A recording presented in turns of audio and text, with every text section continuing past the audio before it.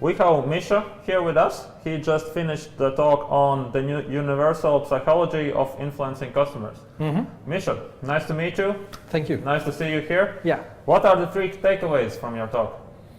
Well, the first takeaway really is that people don't behave as rationally as we all think they are behaving.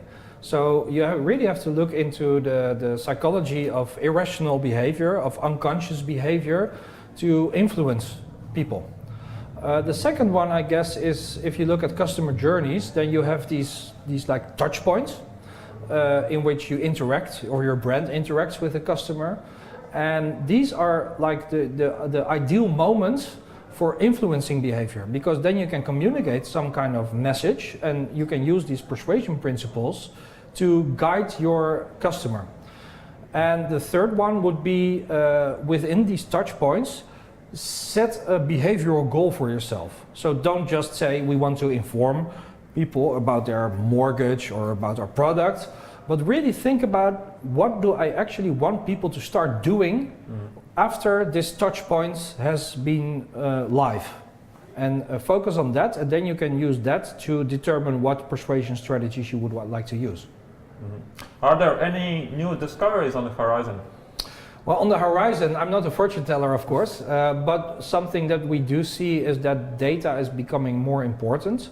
So the data science allows us to profile people much more effectively, and also not only create a customer profile, but create a psychological profile of people. There are, of course, a lot of ethical questions and privacy-related questions, but this is an area that is really upcoming. The combination between data and psychology. Does knowing these psychological mechanisms lessen their effect? Yeah, you would think so. You would think that Yes. if you just visited my talk, that you are not being influenced anymore at all. Right. But actually, that's not the case.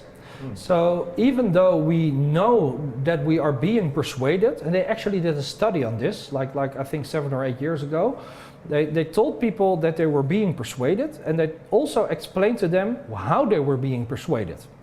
And they did the same experiment with a group of people that were not told anything, they were just being persuaded, and the conversion rates were identical for both groups.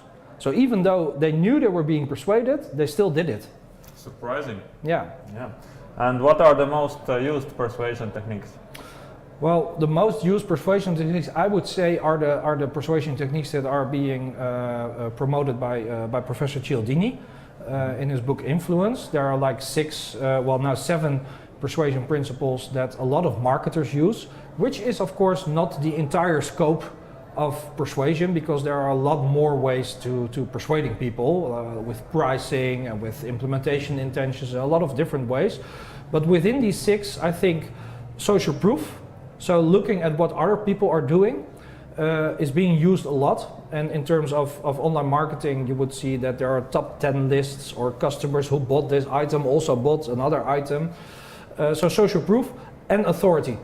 So somebody you would consider as a legitimate authority is recommending the product, and this is of course also the basis on which the whole development of influencer marketing is based, because these influencers, they are kind of like authorities in their own area of expertise. So people tend to look at these people to guide them in their decisions whether or not to do something or purchase something. You mentioned Chief Psychology Officer as a position in every company. Yeah. Can you elaborate on that? Yeah, well, I think that psychology is an area of expertise that can be beneficial to, basically to the whole society. You know, we tend to focus a lot when we talk about psychology on the clinical part, you know, the psychotherapy, the personality psychology, etc. Because that's traditionally, that's what gets associated with psychology. But we know now that this area of expertise within social psychology, media psychology, can actually be very beneficial for companies too. So in order to be able to use the full scope of psychological profession and research, I think it would be wise for companies to appoint somebody with a psychological background in a position that he or she can determine in what other areas in the company psychology could be beneficial.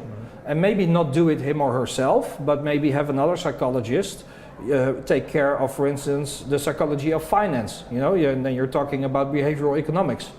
Maybe about reducing sick leave. Then you're talking about health psychology.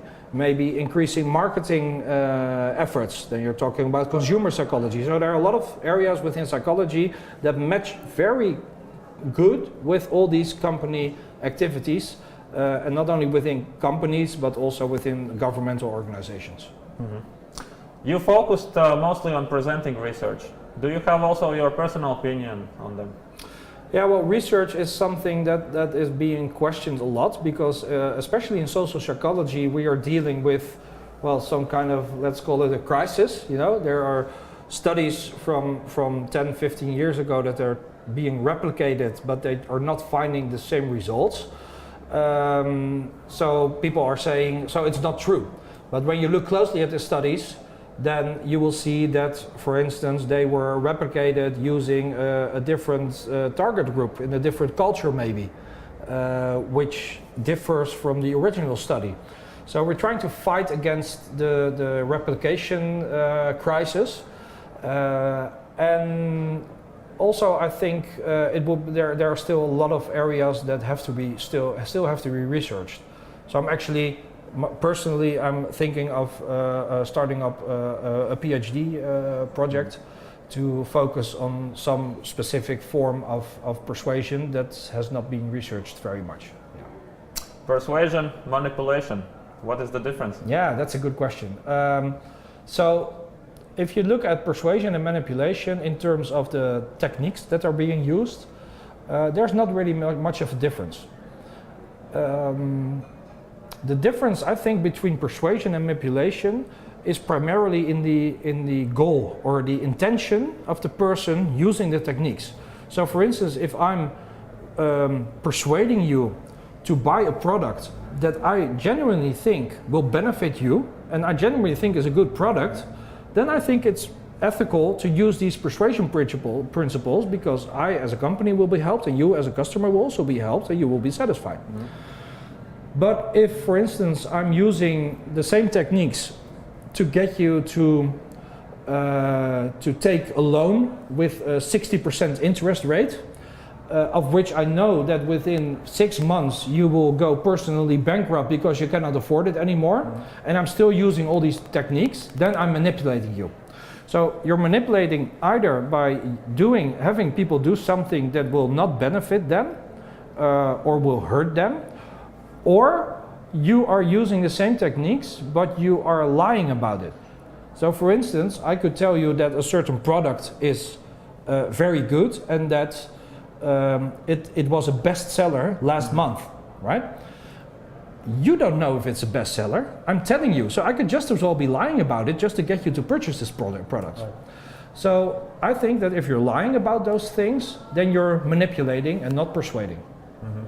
Thank you, Mischa, so much for coming to Riga and for presenting and giving such a good talk.